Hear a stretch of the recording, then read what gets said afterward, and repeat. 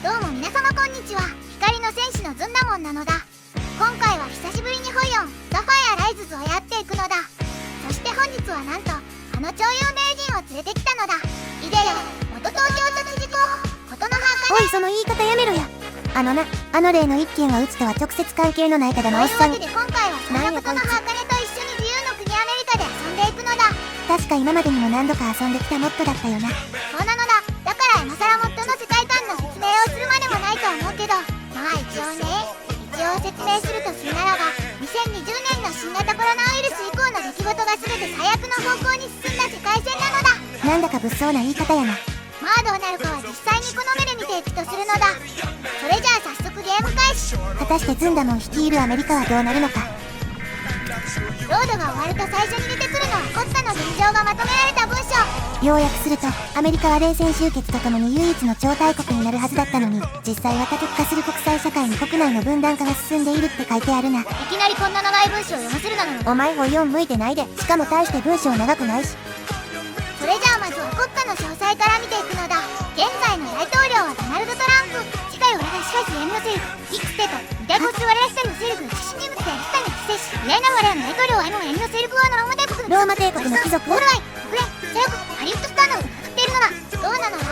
茜も少しはトランプについて分かったでしょう。少なくとも今ズンダモンが正しい情報を言っていないということだけは分かったで。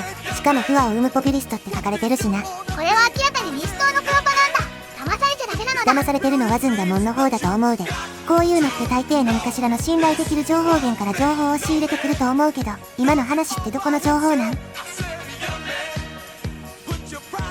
個人ブログを情報源にすんなよ。てか名前の苦節よ。まあそんなことはどうでもいいのだ。次は国民精神についてなのだ。国民精神は全部で8個。1つ目は政治的分断。国家の中枢たる政治家同士から国民の食卓まで、ありとあらゆるところで分断が見られているようだ。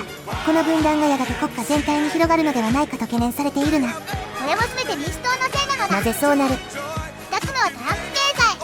偉大なトランプ大統領のもと、アメリカは株式市場の高騰、低い失業率、低下する貧困率を享受しているのだ。若干貧富の差を問題視する声も見られるけど、大したことないっぽいな。3つ目はアメリカファースト。闇の勢力の一員であるグローバリストを追放する掛け声なのだ。また発作が起こったで。民事工場の建設スピードが上がる代わりに軍事関係の施設の建設速度が下がるのだ。4つ目は政界の規制勢力。文章は勝手よくわかんないけど、民主党と共和党に票が集まりやすい政治システムになっているって言っているのだ。一方近年ではポピュリスト的な第三勢力に票が流れているらしいで。この世界は悪魔支配の小児性愛者集団であるディープステートによって支配されているって国民も聞き始めてるんだよね。気づいた国民の票が第三勢力に流れるのも当然の季節なのだ。ほなお人形さん片付けるで。5つ目は憲法用語。我が国は世界で最も柔軟な言論の自由に関する法律を持つのだ。まあこれが役に他力派の台頭を許してるんですけどね。諸見さんガバガバやないか。6つ目は低い不法移民。2000年から2010年代の頃に比べれば不法移民の数は減ったものの、不法移民が存在する限りアメリカ国内では不安が巻き起こる。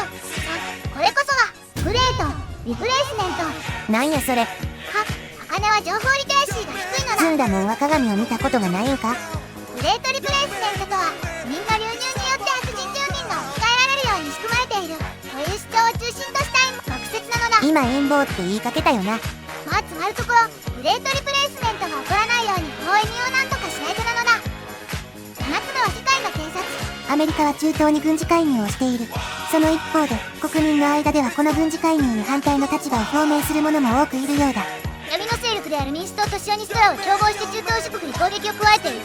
でも光の戦士であるトランプ大統領ならずっと、特にイランなんかにイスラエルと協力して攻撃するなんてことないよね。ははは。そして最後は修正第2条。いわゆるアメリカ国民の武装する権利についての憲法なのだ。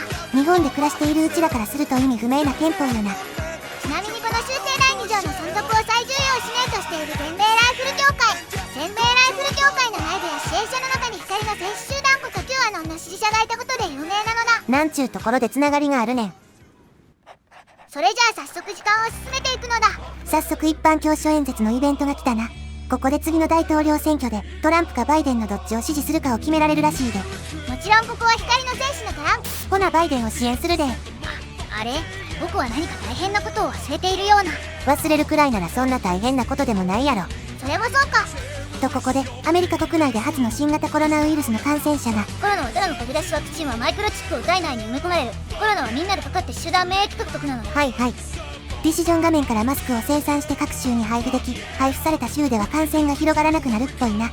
まあマスクはつけてても意味ないし、つけてたら酸欠でむしろ免疫が下がる。だから一切マスクの配布は行わないし、ワクチンも配布しないのだ。 TFR でコロナ対策しないの前代未聞やろ。またなんか起こったのだ。サウジの政情不安から原油価格が高騰してるっぽいな。働けオペック。これを受けてダウ平均株価は2000ポイント下落。またオールガイが意図的に株価を下げているのだ。どうした諸君、ロスチャイルド家率いるオールガイに振り回されてはいけない。ここはガチ入ったことこんななのだ。陰謀論者の言うこと誰も聞かんやろ。そして感染症の流行、原油価格の高騰、さらに国内の人種間問題の再燃によりアメリカ各地で大規模な暴動が発生。おかしいな。何もやってないのに勝手に国は壊れたのだ。何もやってないから壊れたんやろ。まあまあ、時期に大統領選挙なのだ。ここでトランプ大統領が再選すれば彼の圧倒的カリスマで全ての問題を1ヶ月で解決するってトランプ本人が言ってたのだ。絶対うまくいかんやろ。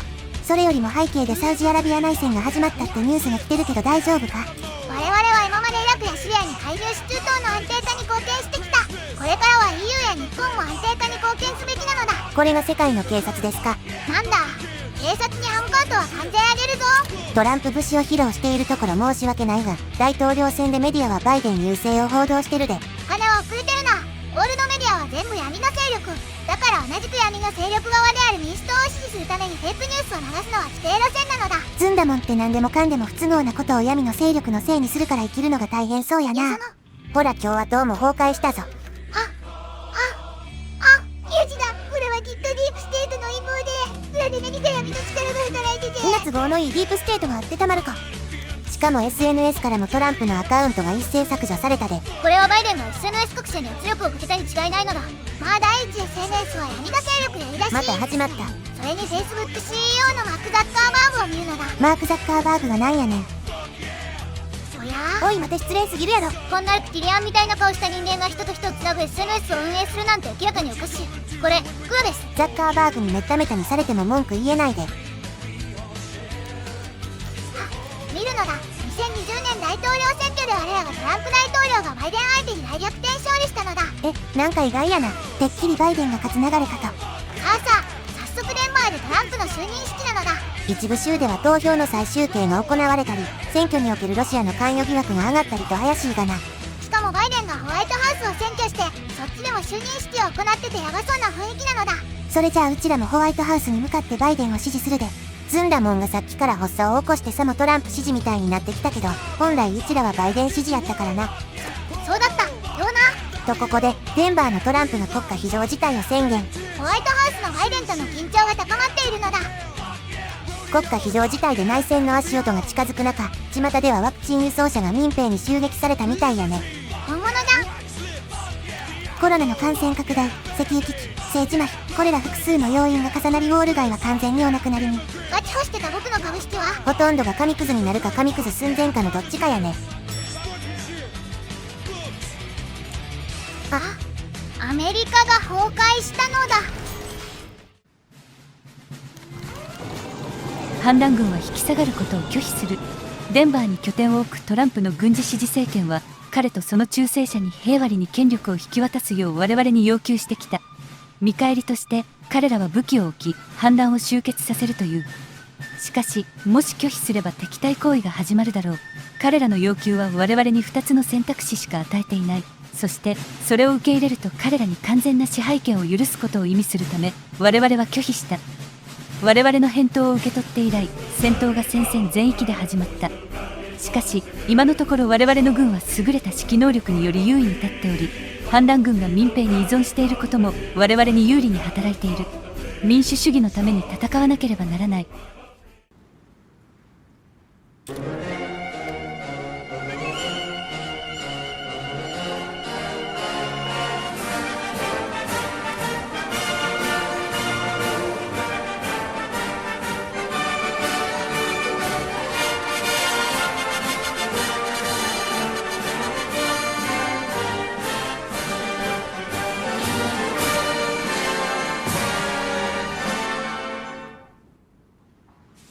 内戦が始まったならもう光だか闇だかは関係ないわな。まあ仕方ないのだ。ここは一旦バイデンと協力してやるのだ。我々アメリカ連合は敵アメリカ立憲政府に対しての攻勢計画を策定。5ヶ月以内にセントルイスとミネアポリス、カンザスシティを奪還するのだ。早速戦線を突破。その後無理やり進撃して和太鼓周辺で敵軍を包囲したのだ。ミネアポリスもすぐやね。ただ見てないうちに後方で立憲派の軍が暴れていたりと、徐々に戦況は泥沼の様相を呈してきたよ。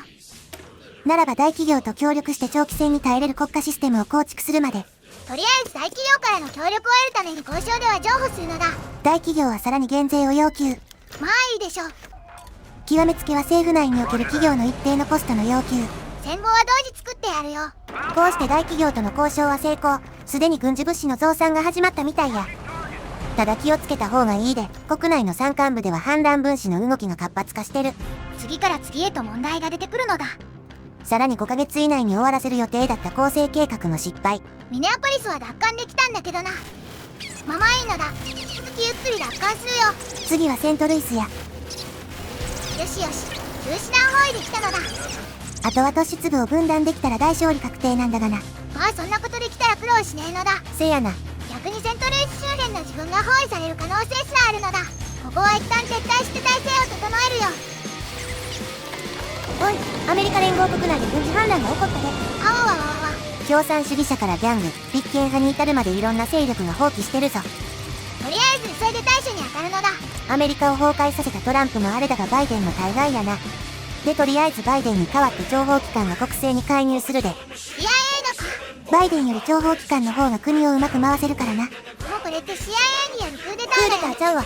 か CIA はな、無能な大統領に代わって国の治安を回復させるねん。無能な前大統領に代わって再びアメリカを偉大にさせるねん。アメリカ連合内に存在する大企業と緊密に連携してな。茜って闇の勢力はズンダモンみたいな陰謀論者は闇の勢力だとか影の権力って言うな。でもうちらの正式名称はコグノ戦記。CIA はそのコグノ戦記の件として、アメリカ大統領の健康状態の調整から過激派の処分まで何でもこなすで。あれもしかして非常にヤベえ奴らなのでは。でもこんな暴れ回ってたら速攻で大衆にバレると思うのだ。それについてもご安心を。CIA は口封じの達人。インターネット上の言論統制もお手の物。最悪 FBI がターゲットを収容すればどうとでもなる。やっぱり彼の政府は実在したのだ。ズンダモンも収容されたくなければあまりわめかないことやな。はい。ここで我らコグノ戦記の愉快な仲間たちを視聴者諸君に紹介するで。コグノ戦記は主に3つの派閥からなる。1つ目は世界経済フォーラム、ダボス会議とも言うが、まあ大企業派閥やな。ちょっと前に玉木雄一郎がダボス会議に参加してそっち系の界隈からぶったたかれているのを見たのだ。まあ企業派閥は利益の拡大を目的としているで。2つ目は CIA、コグノ戦記の権力掌握に貢献した派閥であり、国と市民の支配の維持を目的としている。彼らの前に法の支配は存在しないで。この派閥一番ヤバいだろ。3つ目は国防高等研究計画局、いわゆる軍産複合体やな。この派閥は戦争をし続け、アメリカが世界有数の軍事大国としての地位を維持することを目的としているで。やっぱり軍産複合体は利益のために戦争を意図的に起こし続けてきたのか。さらにこの3派閥を支える影の内閣には FBI、アイス、ファイザー、ピーマなんかがいるで。陰謀論の有名どころが全員集合してるのだ。とは言いつつも現在は戦時、目の前にいるアメリカ立憲政府をぶっ倒さんことには何も始まらんで。とここで中国は台湾に対して侵攻を開始。アメリカが崩壊しなければこうはならなかったな。すでに中国と日台豪連合の間で戦闘が起こっている模様。オーストラリアはかつてイギリス政府による囚人の大量殺人を隠すために流刑地としてでっち上げられた架空の国家。オーストラリア人は全員イギリス人のスクラとして演じているだけなのだ。なんやねんそのカス陰謀論。ちなみにフィンランドも日本とロシア帝国が領領権を独占するために作り出した架空の国家だよ。なんでそんなカス陰謀論がポンポン出てくるの？フィンランド、つまり塀の国、よって日本とロシアが領領権を独占するために作ったわけですね。くだらな。てかそんなことどうでもええねん。戦況はどうなん？反乱鎮圧の際に若干後退したけど今は体制を立て直して再度攻勢中。立憲政府はいつの間にかに東海岸の勢力とも戦っているようで攻勢しやすくなってるな。さらにここで極右勢力も立憲政府に宣戦布告。距離的になんでうちらじゃなくて立憲政府なのかは謎だが、まあありがたい。ここまで来ればもう勝利はほぼ確実。戦後に混乱なく統治できるよう引き続き新政策を打ち出していくで。まずはより安全なインターネットを確立するためにインターネットアクセスに身分証明書の登録を義務付ける。これでお気軽誹謗中傷もできなくなるのか。さらに公衆衛生安全法も制定。国民には定期的なワクチン接種を義務付けるで。ワクチンの内にはマイクロチップが入っているのだ。ワクチン接種とともに 5G に接続して飛行統治をされるのだ。んなわけあるか。ワクチン内に入っているマイクロチップはあくまでも健康状態や個人データを送信するだけだから安心しろ。なんだ、なら安心ってなるか。やっぱマイクロチップ入ってるやんって。そしてデンバー包囲戦の最中、アムネットが起動。アムネット？連邦内のインターネットトラフィックの監視システムのことや、中華人民共和国のグレートファイアウォールを参考にして作ったで。そして2024年9月27日、デンバー陥落寸前のところでアメリカ立憲政府が降伏。3年にわたって続いた立憲政府との戦争が終わったのだ。講和会議で立憲政府の領土を全土併合。そしてアメリカ一の裏切り者もまたあの施設に送られる。本当にいいのかこれで。あとは東海岸の極左と西海岸の極右をぶっ倒すだけやな。そっか、そういやまだこいつらがいたか。まあ師団数的にうちらが発症してるし余裕やな。ロッキー山脈に阻まれて若干長引いたが、翌年4月にアメリカ人民解放軍が降伏。その間に極右はおとなしく待ってくれたのか。せやな。それじゃあ最後は西海岸の極右勢力に宣戦布告。開戦から2ヶ月後には核兵器師団を撃破。さらに3週間後には愛国者前線首都のニューヨークを奪還することで極右同盟も降伏したのだ。渇水相手やったな。さあさあ、これにてアメリカの全勢力がうちらの配下になったで。一部残党が残っている気もするが、奴らには圧力をかけてすでに傀儡国や。ここまで分かったのだ。秩序を取り戻したアメリカ。第二次アメリカ内戦は近代において最も暴力的な紛争の一つとして記憶されるだろう。多くの過激派が暴れ回り、アメリカが支配した第二次世界大戦後の世界秩序が完全に崩壊した。霧の中から現れるものが人々が愛し憎んだアメリカに近いものになるとは思えなかった。しかしアメリカ合衆国連邦はそうではないことを証明した。アメリカ合衆国大統領は反社会的分子が保持していた全ての領土が鎮圧され、連邦政府によって奪還されたと発表した。今日のアメリカは別の道へと進化し、自らの運命をしっかりと掌握している。アムネットにより外国の調査がほぼ不可能であるため、アメリカの国内政策についてはあまり知られていないが、永続的なロックダウン、反体制派への取り締まり強化、アメリカ市民への常時監視の話がブッシュ時代以来世界が感じたことがなかった感覚を呼び戻した。地域の勢力圏にアメリカの影響力が忍び寄ろうとしているという報告は世界の大国にとって懸念材料となっている。アメリカ合衆国は死んでいるどころではないようだ。タカが再び世界の上空を旋回している。